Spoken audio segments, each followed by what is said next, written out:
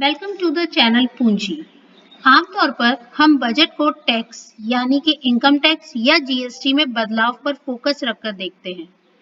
अखबारों में भी पहले पन्ने पर यही आता है कि किस चीज की प्राइस के बजट में बढ़ोतरी होगी और कौन सी चीजें सस्ती हो जाएंगी।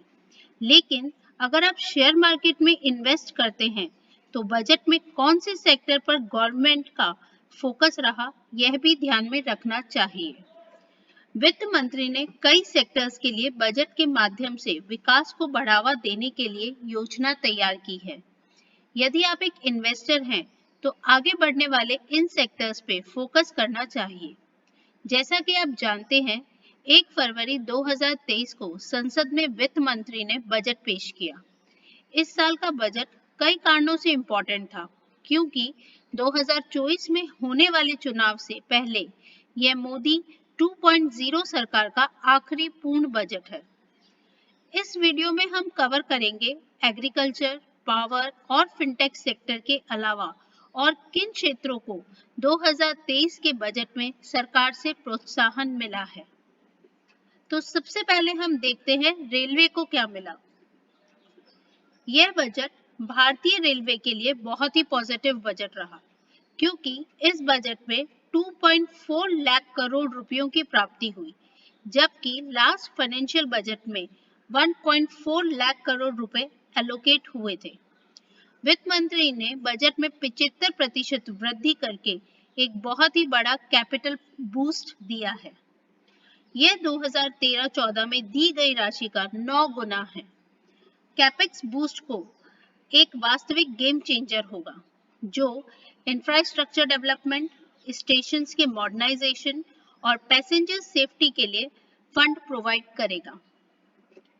बजट में 35 हाइड्रोजन बेस्ड इंजन ट्रेनों, 4500 नए डिजाइन वाले automobile passenger coach, 5000 LHB coach, 58,000 wagon और 1275 रेलवे स्टेशनों के मॉडर्नाइजेशन के लिए कैपेक्स का प्रस्ताव है। सरकार महत्वपूर्ण रॉ मटेरियल के ट्रांसपोर्टेशन के लिए लास्ट और फर्स्ट माइल कनेक्टिविटी के लिए 100 इंफ्रा प्रोजेक्ट्स शुरू करेगी। If someone wants to invest in railway stocks, check the list here.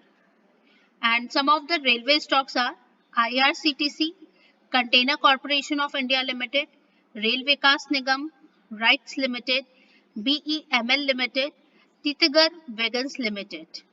और इन सभी में से सबसे प्रोमिनेंट है Indian railway catering and tourism corporation limited, that is IRCTC। Railway के बाद अब हम समझते हैं डिफेंस सेक्टर में बजट में क्या एलोकेशंस हुए। फाइनेंस मिनिस्टर ने डिफेंस सेक्टर के लिए 5.94 लाख करोड़ रुपए का बजट प्रपोज किया है, जो लास्ट ईयर के कंपैरिजन में 13% ज्यादा है। फिलहाल सरकार फॉरेन डिफेंस इक्विपमेंट और टेक्नोलॉजी पर फोकस कर रही है। मॉडर्नाइजेशन और इंफ्रास्ट्रक्चर के डेवलपमेंट के लिए कैपेक्स एलोकेशन 2019-20 से 57% बढ़कर 1.62 लाख करोड़ रुपए हो गया है। सीमा सड़क संगठन दैट इज BRO के प्रोजेक्ट्स को 43% की बढ़ोतरी के साथ 5,000 करोड़ रुपए प्राप्त हुए, जबकि DRDO बजट में 9% इंक्रीज हुआ है। अब देखते हैं डिफेंस के बेस्ट स्टॉक कौन से हैं। Hindustan aeronautics limited, Bharat electronics limited, Bharat dynamics, Mazagon dock ship builders limited, Cochin shipyard limited, solar industries India limited, MTAR technology limited, Paras defence and space technologies and Bharat forge. अगर आप PE में देखेंगे तो हिंदुस्तान एरोनॉटिक्स लिमिटेड और कोचिन शिपयार्ड लिमिटेड का PE प्रोमिनेंट है। Now the next sector is जिसमें budget में बहुत फोकस किया गया है, वो है टूरिज्म। आप अपने आसपास के माहौल को देखकर ये समझ ही सकते हैं कि कोरोना के बाद में सभी कहीं ना कहीं घूमने निकल रहे हैं। कोविड के दौरान टूरिज्म सेक्टर तो एक तरीके से बंद ही हो गया था। बजट में गवर्नमेंट ने ये क्लियर किया है कि वो 50 नए टूरिस्ट डेस्टिनेशन डेवलप करेगी। यूनिटी मॉल्स का निर्माण राज्यों की राजधानी में किया जाएगा और इनमें हैंडीक्राफ्ट और जियोग्राफिकल आइडेंटिटी के लिए प्रोडक्ट्स को प्रमोट किया जाएगा। सरकार ने देखो अपना देश योजना के तहत स्किल और एंटरप्रेन्योरशिप डेवलपमेंट के साथ मिडिल क्लास के लिए पर्यटन को प्रोत्साहित करने की योजना की रूपरेखा तैयार की है। Here are some of the top travel and tourism companies. BLS International Services Limited, Easy Trip Planners, IRCTC, the Indian Hotels Company and EIH Limited. Next sector जिस पे गवर्नमेंट ने फोकस किया है वो है education and skill development. Financial year 2023-24 के लिए budget allocation में एजुकेशन सेक्टर को 8% की मामूली वृद्धि प्राप्त हुई। फाइनेंस मिनिस्टर ने last year 1.04 lakh crore rupees के मुकाबले फाइनेंशियल ईयर 2024 के लिए 1.12 लाख करोड़ रुपए की धनराशि की घोषणा की। सरकार की सबसे बड़ी शैक्षिक योजना सर्व शिक्षा अभियान के लिए पूंजी आवंटन अपरिवर्तित रहा। इसके अतिरिक्त सरकार अगले 3 वर्षों में आदिवासी बच्चों को शिक्षित करने के लिए 740 एकलव्य मॉडल आवासीय विद्यालयों के लिए 38,800 शिक्षण और सहायक कर्मचारियों को भर्ती करेगी। अब देखते हैं top education stocks. NIIT limited, Aptech limited, link limited, MPS limited, Navneet education, CL educate, Shanti educational initiatives. Shanti educational initiatives I think बहुत हाई प्राइस्ड है बिकॉज इसका PE नियर अबाउट 277 रुपीज। हर वर्ष की तरह इंफ्रास्ट्रक्चर सेक्टर इस बार भी बहुत फोकस में रहा। इंफ्रास्ट्रक्चर उद्योग के लिए कैपिटल एलोकेशन 33% बढ़ाकर 10 लाख करोड़ रुपए कर दिया गया।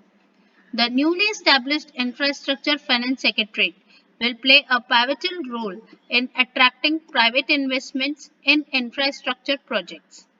Some of the top shares in infrastructure are L&T Limited, Siemens Limited, ABB India Limited, Cummins India, and BHEL Bharat Heavy Electronics Limited.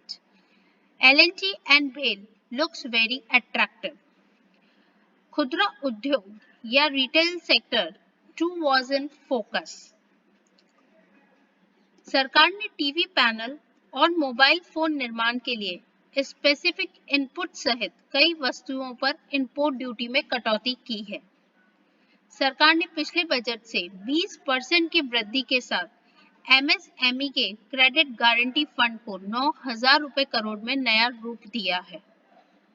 यह MSME को 2 लाख रुपए करोड़ के एडिशनल कोलेटरल फ्री क्रेडिट तक पहुंचाने में हेल्प करेगा। नई क्रेडिट गारंटी योजना 1 अप्रैल 2023 से लागू होगी। कुछ टॉप रिटेल शेयर्स हैं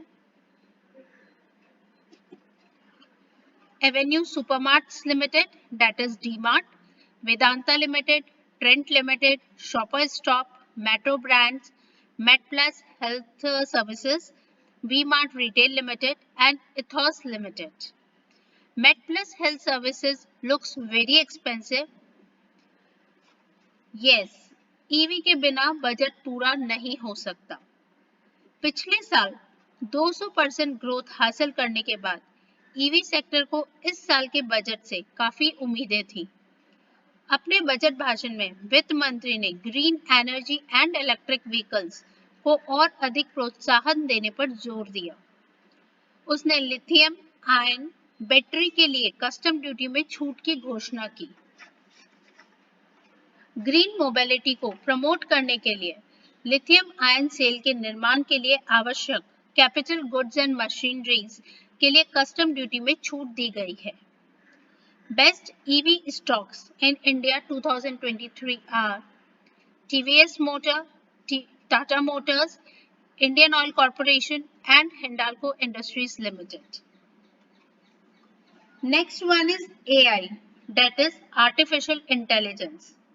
For realizing the vision of artificial intelligence in India and make AI work for India, three centers for excellence for AI will be set up in top educational institutions.